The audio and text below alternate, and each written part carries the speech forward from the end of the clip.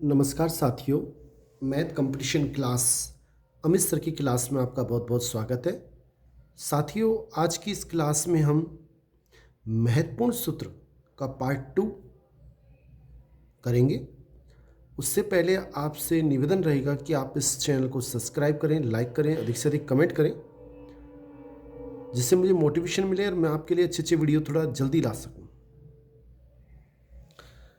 101 सूत्र हमने पहले कर लिए थे। आज 102 सूत्र से स्टार्ट करते हैं।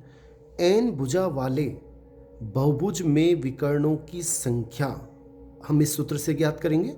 एन गुणा n-3/2। उदाहरण के लिए जैसे हम चतुर्भुज में विकर्ण की संख्या निकालना चाहते हैं। चतुर्भुज में भुजा कितनी होती हैं? 4। तो आप n के स्थान पे 4 रख दें और 4 रखेंगे तो कितना आएगा? 4 गुणा n के स्थान पे 4 - 3 1/2। 4 एकम 4/2 यानी 2 दूना 4 यानी 2 एकम 2 यानी 2 विकर्ण चतुर्भुज में होते हैं।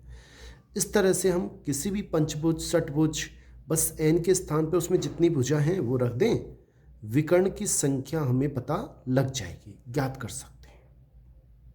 नेक्स्ट देखें 103 नंबर। ये जो चिन्ह है ये पूछ लेता है कि ये चिन्ह क्या कहलाता है।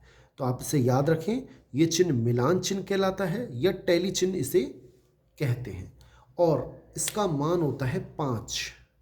1 2 3 4 और ऐसे करने पर ये 5 हो जाता है। तो इसे याद रखें, मिलान चिन्ह या टैली चिन्ह कहते हैं। 104 नंबर। अवर्गीकृत आंकड़ों का बराबर चौड़ाई और भिन्न ऊंचाई और बराबर दूरी पर स्थित स्तंभों द्वारा प्रदर्शित करने वाले का तरीका क्या होता है? उसे हम बोलते हैं दंड ग्राफ। इस क्वेश्चन को आप अगर समझना चाहते हैं तो आप स्पेशल वीडियो दंड ग्राफ आयत ग्राफ का है उसे जरूर देखें, बहुत अच्छे डिटेल से उसमें समझाया हुआ है। थोड़ा सा मैं फिर भी बता देता हूँ। ये एक्स अक्ष है, ये वाई अक्ष है और दंड ग्राफ क्या होता है? जैसे ये इस तरह से बनाया जाता है। इसमें जो स्तंभ होते हैं वो होते हैं बीच की दूरी गैप होती है। देखो अवर्गीकृत आंकड़े जैसे ये 2, ये यहाँ पे 2 हो गया या 5 हो गया या 1 हो गया, इस तरह से अवर्गीकृत आंकड़ों का बराबर चौड़ाई, ये जो चौड़ाई है वो तो क्या होती है? इतनी बराबरी। और भिन्न ऊंचाई अलग अलग होती है और बराबर दूरी पर स्थित होते हैं। जैसे यहाँ से यहाँ तक जितनी दूरी है उतनी है, इस प्रकार से। तो उसे हम दंड ग्राफ करते हैं। आयत चित्र में कोई बीच की दूरी नहीं होती। फिर मैं आपसे निवेदन करूंगा कि आप डिटेल से जानने के लिए उस वीडियो को देख लें, अच्छे से समझ में 100% आ जाएगा। नेक्स्ट सूत्र देखें साथियों, ये 105 नंबर का सूत्र है। एक वृत्त की त्रिज्या अगर k गुनी कर दी जाए, पूछ लेता है अधिकतर, तो आप याद रखें वृत्त की परिधि भी k गुना हो जाएगी और क्षेत्रफल k² गुना हो जाता है। जैसे एक वृत्त की त्रिज्या 3 गुनी हो जाती है की जाती है तो उसकी परिधि कितनी गुना हो जाएगी? 3 गुनी। और क्षेत्रफल 9 गुना, यानी कि इसका भी स्क्वायर। आप ध्यान रखें परिधि तो कितने गुना हो जाती है? k गुना, और क्षेत्रफल k² गुना हो जाता है। नेक्स्ट देख लेते हैं साथियों, ये हमारा 105 नंबर। ये क्या होता है? 1 से n तक की संख्याओं का योगफल आप याद रखें n × n+1/2 होता है। इसी प्रकार 1 से n तक की संख्याओं के वर्गों का योग जो होता है वो होता है n × n+1 गुणा 2n+1/6। और ऐसे ही 1 से n तक की घन संख्याओं का योगफल होता है n × n+1/2 का होल स्क्वायर। और या इसको हम ऐसे भी लिख सकते हैं कि n² n+1 का होल स्क्वायर बटा 4, दोनों ही सही है। ये मैंने वर्क लिख दिया। नेक्स्ट देख लेते हैं साथियों, ये किसी भी कंपटीशन में सीधा सीधा क्वेश्चन पूछ लिया जाता है कि 1 से 30 तक के बीच कितनी अभाज्य संख्याएं होती हैं। अगर आप काउंट करोगे 2 से 2 3 5 तो इस तरह से 10 अभाज्य संख्या होती है। तो आप इसे याद रखें। और 1 से 50 के बीच कितनी अभाज्य संख्या होती हैं? तो आपको आना चाहिए 1 से 50 के बीच 15 अभाज्य संख्या होती है। आप स्वयं भी काउंट करके देख सकते हैं लिख के, लेकिन सीधा याद रखें क्योंकि क्वेश्चन अधिकतर कंपटीशन में आता है, फिर हमें लिख के देखना पड़ता है। ऐसे ही 1 से 100 तक के बीच कितनी अभाज्य संख्या होती है, उसका आंसर आएगा 25। इसे याद करने से बहुत फ़ायदा है। हमें जो क्वेश्चन 1 या 2 मिनट लेगा वो हम 1 या 2 सेकंड में कर देंगे, तो नेक्स्ट क्वेश्चन के लिए हम टाइम अधिक दे सकते हैं। नेक्स्ट क्वेश्चन देख लेते हैं साथियों। 111 नंबर का है। अंडर रूट के अंदर कभी माइनस आ जाए, जैसे अंडर रूट -2, -4, माइनस की संख्या आए, तो वो वास्तविक संख्या नहीं होती, वो हमेशा काल्पनिक संख्या होती है। रिट एग्जाम में पूछा भी गया है कि अंडर रूट -1 कैसी संख्या है, वास्तविक है, परिमेय है, तो आप इसे याद रखेंगे काल्पनिक संख्या है। कैसी संख्या है, वास्तविक नहीं है, काल्पनिक संख्या होती है। नेक्स्ट 112वां, ये सीधा सूत्र है, भाज्य बराबर भाजक गुणा भागफल प्लस शेषफल। याद रखें, कई बार सीधा पूछ लिया जाता है कि भाज्य बराबर क्या होता है, कौन सा सही है, तो भाजक गुणा भागफल प्लस शेषफल। नेक्स्ट 113 नंबर का, a की घात n माइनस बी की घात n comma a minus B से हमेशा विभाजित होता है। अगर 25 की घात 16 माइनस 12 की घात 16 है, तो ये घात चाहे कुछ भी हो, सम हो विषम हो, कोई मतलब ही नहीं है। a माइनस बी यानी 25 माइनस 12, 25 माइनस 12 यानी कि 13 से ये बिल्कुल विभाजित होगा, और शेषफल का जब पूरा पूरा भाग जाएगा तो शेषफल का आंसर क्या होगा, 0। पूछ लेता है इसमें शेषफल क्या आएगा, तो शेषफल कितना आएगा, 0 आएगा। हमें ये नियम आना चाहिए कि ये 25 की घात 16 माइनस 12 की घात 16, 25 माइनस 12 यानी 13 से पूरा पूरा विभाजित होता है। नेक्स्ट देख लेते हैं साथियों, ये 114, a की घात n माइनस बी की घात n, a प्लस बी से, वहाँ a माइनस बी से तो हमेशा विभाजित होता है, लेकिन a प्लस बी से विभाजित कब होता है, जब n सम हो। जैसे 15 की पावर 16 माइनस 6 की पावर 16, ये 15 माइनस 6 यानी कि 9 से तो निश्चित ही 15 माइनस 6 यानी कि 9 से तो विभाजित होगा ही, और 15 प्लस 6 21 से विभाजित होगा या नहीं होगा, उसके लिए हमें ये देखना पड़ेगा घात सम है या नहीं है।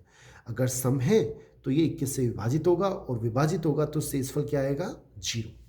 नेक्स्ट देखें इसी प्रकार, a की घात n, बीच में प्लस है, पहले दोनों माइनस थे, अगर प्लस है तो a प्लस बी से विभाजित होगा यदि n विषम हो। आपको याद रखना पड़ेगा, अगर सम है तो विभाजित नहीं होगा, n विषम होना चाहिए। नेक्स्ट देख लेते हैं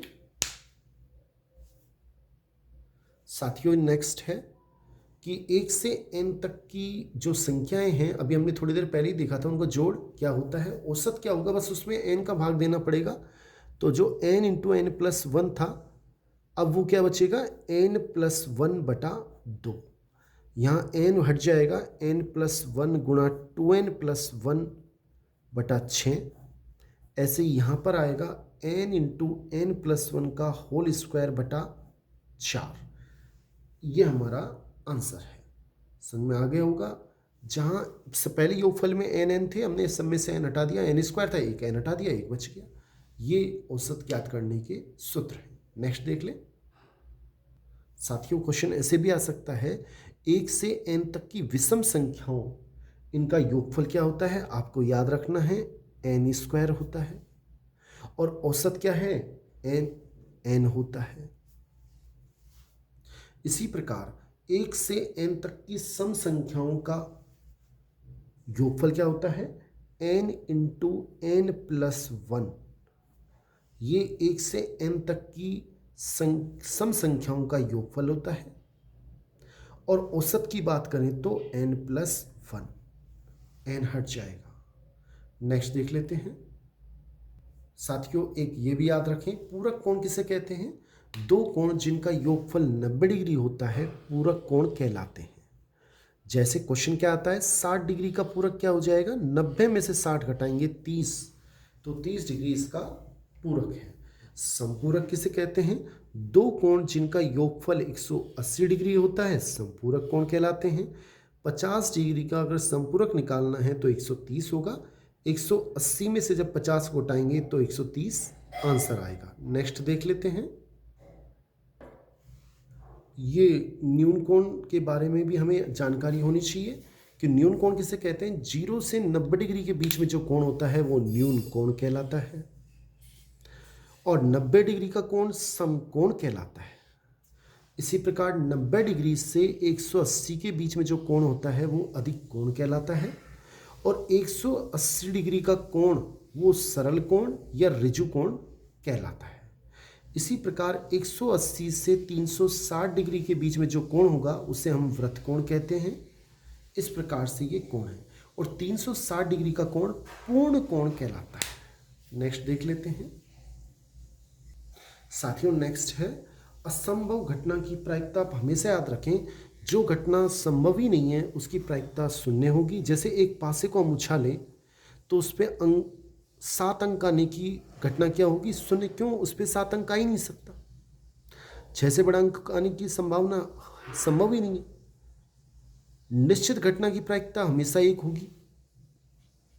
क्वेश्चन पूछे, एक पासे को फेंकने पर 1 से 6 तक की संख्या आने की प्रायिकता, बिल्कुल उसमें 1 से 6 तक ही आएगा। निश्चित घटना है, नहीं तो इनसे बाहर जा ही नहीं सकता। तो निश्चित घटना की प्रायिकता अगर पूछे डायरेक्ट तो आप याद रखें 1 होती है। और कोई भी घटना हो उसकी प्रायिकता, जैसे एक कोई घटना है उसकी प्रायिकता का मान 0 से बड़ा होगा, बराबर भी हो सकता है, 1 से छोटा होगा या बराबर हो सकता है। यदि किसी घटना की प्रायिकता p है तो उसके पूरक घटना की प्रायिकता का मान 1 - p होगा या होता है। आप याद रख लें। नेक्स्ट साथियों, बहुत ही शानदार चीज है। देखो आप, 2 पासों को अगर हम फेंकते हैं या एक पासे को 2 बार फेंकते हैं तो कई बार क्वेश्चन आता है अंकों का योग 2 आने की प्रायिकता, 3 आने की, 4 आने की, 5 आने की, इस तरह से 12 आने की प्रायिकता कैसे ज्ञात करनी है? बड़ा आसान है। देखो 2 है, आप उसमें से यहाँ से स्टार्ट करें। प्रायिकता क्या है? 1 से स्टार्ट कर दें। 1/36, 2/36, 3/36, 4/36, 5/36, 6/36। अब एक पासे पे 6 से अधिक अंक नहीं आ सकता, कम कर दें। 5/36, 4/36, 3/36, 2/36 और 1/36। इस तरह से हम अब इस टेबल से किसी भी, जैसे हमसे पूछे एक पासे को 2 बार फेंका जाता है या 2 पासे को 1 बार फेंका जाता है तो अंकों का 7 आने की प्रायिकता क्या हो जाएगी? 6/36। 10 आने की 3/36। बड़ा आसान है। नेक्स्ट देख लेते हैं साथियों। इस तरह का क्वेश्चन भी हमसे पूछ लिया जाता है कि यदि कोई n संख्या है जिनका माध्य x बार है, यदि प्रत्येक संख्या में कोई संख्या k जोड़ दी जाए तो नया माध्य क्या हो जाएगा? जो नया माध्य होगा वो पुराने माध्य में k जुड़कर आ जाएगा। यानी नया माध्य क्या होगा? पुराना माध्य प्लस k।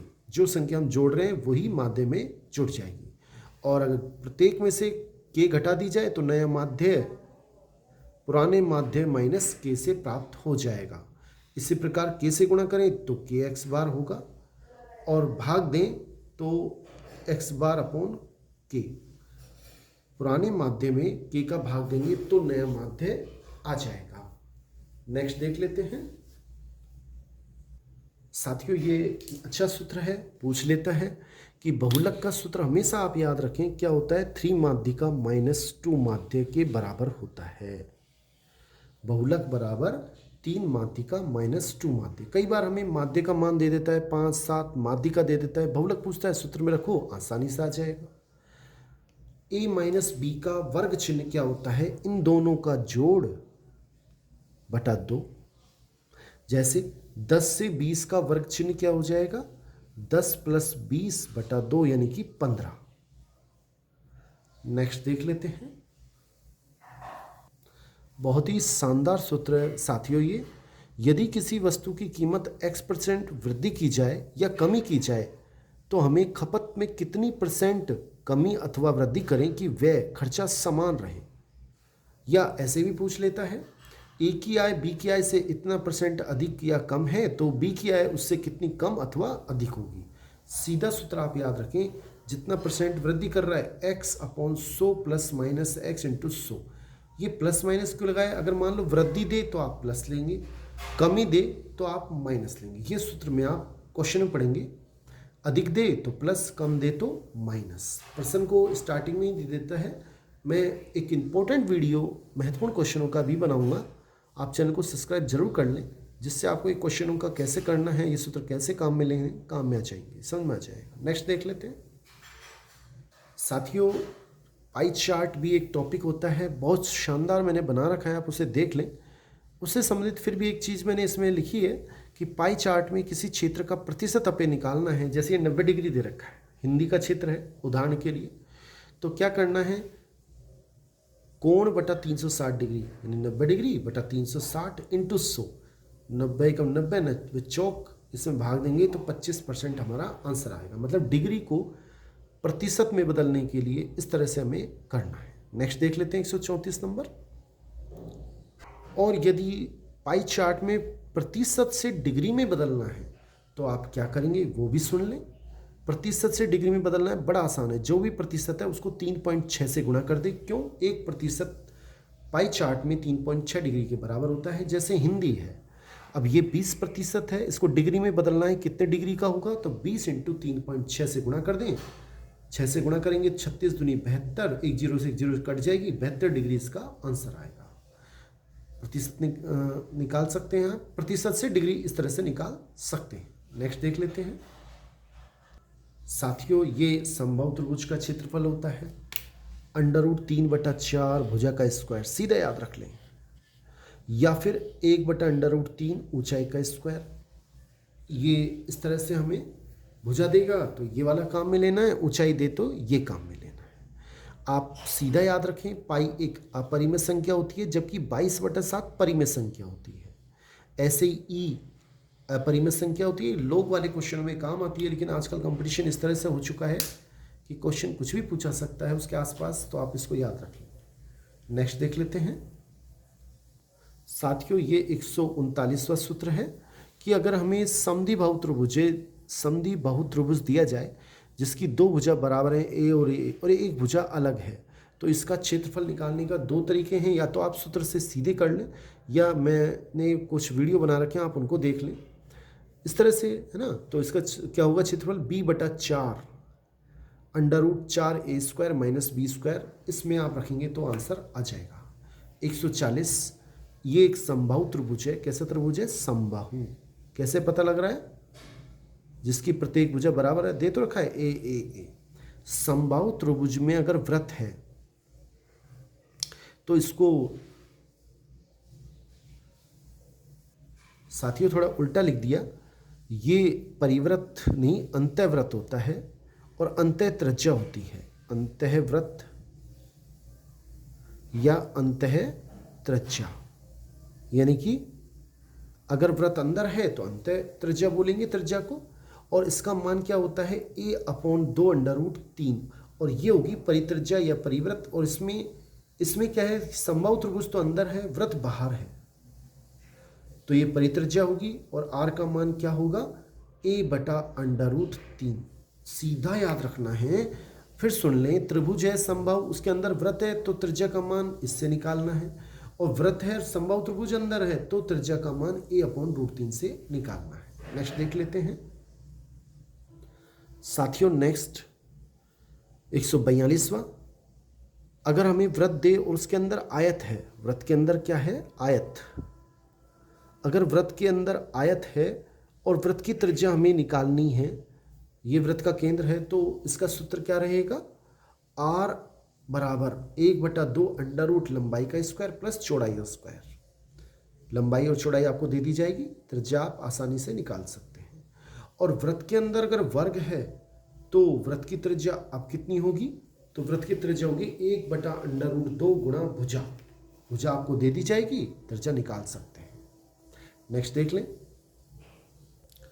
साथियों। अगर वृत्त के अंदर कोई समकोण त्रिभुज है, जैसे चित्र में दिखा रखा है, तो वृत्त की त्रिज्या कैसे निकालेंगे, समकोण त्रिभुज का जो कर्ण है उसमें 2 का भाग देंगे तो वृत्त की त्रिज्या प्राप्त हो जाएगी। और वर्ग के अंदर वृत्त है, ये वर्ग है, उसके अंदर वृत्त है, तो वृत्त की त्रिज्या क्या होगी, 1/2 गुणा भुजा। अभी थोड़ी देर पहले हमने वृत्त के अंदर वर्ग देखा था, ये वर्ग के अंदर वृत्त है, इसमें त्रिज्या क्या हो जाएगी, 1/2 गुणा भुजा, भुजा वर्ग की दिया जाएगा। नेक्स्ट देख लें साथियों, अगर सकेंद्रीय वृत्त दे, मतलब दो वृत्तों का जिनका केंद्र समान हो, इस वृत्त का केंद्र भी यही है, इस तो परिबद्ध क्षेत्र का क्षेत्रफल, ये वाला क्षेत्रफल, वो किस सूत्र से ज्ञात करेंगे, पाई इंटू R2 का स्क्वायर, R2 मतलब बड़ी त्रिज्या माइनस R1 का स्क्वायर छोटी त्रिज्या। कई बार क्वेश्चन ऐसा भी आता है, एक वृत्त, दो सकेंद्रीय वृत्त हैं और ऐसी जीवा, जो बड़े वृत्त की तो जीवा है और छोटे वृत्त की स्पर्श रेखा है, इसकी अगर लंबाई ज्ञात करनी हो तो आप इस सूत्र से निकालेंगे। ये क्या होता है, AB, ये जीवा है, कितनी हो जाएगी 2AP, AP का दुगना, और इसका सूत्र क्या रहेगा ज्ञात करने का, √R2 का स्क्वायर बड़ी त्रिज्या माइनस R1 का स्क्वायर। इस सूत्र से आप जीवा की लंबाई ज्ञात कर सकते हैं, उस जीवा की जो बड़े वृत्त की तो जीवा है और छोटे वृत्त की स्पर्श रेखा है। आगे देखें आप साथियों, क्वेश्चन ऐसे भी पूछा जा सकता है कि एक वृत्त के बाहर कोई बिंदु है तो उससे कितनी स्पर्श रेखा खींची जा सकती है, 2 स्पर्श रेखा। अगर वृत्त पर स्थित है तो 1 स्पर्श रेखा खींची जाएगी, और वृत्त के अंदर स्थित है तो उस बिंदु से वृत्त पर कोई स्पर्श रेखा नहीं खींची जा सकती, स्पर्श रेखाओं की संख्या 0 होगी। साथियों आप ये भी रखें ध्यान, जैसे ये समबाहु त्रिभुज है, इसकी त्रिज्या तीनों की a है, ए है, और इसमें हमें कई बार क्या करता है, जैसे यहाँ से हमने लंब डाल दिया, कोई बिंदु अंदर यहाँ कहीं भी, इस पे लंब डाला, इस पे लंब डाला, इस पे लंब डाला, तो इन तीनों लंब जो योग है वो ऊंचाई के बराबर होता है, यानी h का मान तीनों की लंबाइयों के योगफल के, और भुजा निकालनी है तो इनका इस तरह से 2/√3 गुणा L1 + L2 + L3 सूत्र रहेगा, और क्षेत्रफल ज्ञात करने का सूत्र क्या रहेगा, इनका योगफल का स्क्वायर बटा √3। सीधे अगर हमें सूत्र याद हैं तो हम क्वेश्चन को बहुत आसानी से कर सकते हैं। नेक्स्ट देख लें साथियों, नेक्स्ट दो परिमेय संख्याओं के बीच आप याद रखें अनंत परिमेय संख्या और अनंत ही अपरिमेय संख्या होती है। क्वेश्चन पूछ लेता है कि दो परिमेय संख्याओं के बीच कितनी परिमेय संख्या होती है, तो कितनी होती है, अनंत। ऐसे ही दो अपरिमेय संख्याएं तो भी उनके बीच अनंत परिमेय और अनंत अपरिमेय संख्या होती है। 154 नंबर, आप याद रखें दो परिमेय संख्याओं का योगफल करेंगे, चाहे गुणा करें चाहे भाग करें, तो एक परिमेय संख्या प्राप्त होती है, और एक परिमेय एक अपरिमेय है तो अपरिमेय प्राप्त होती है।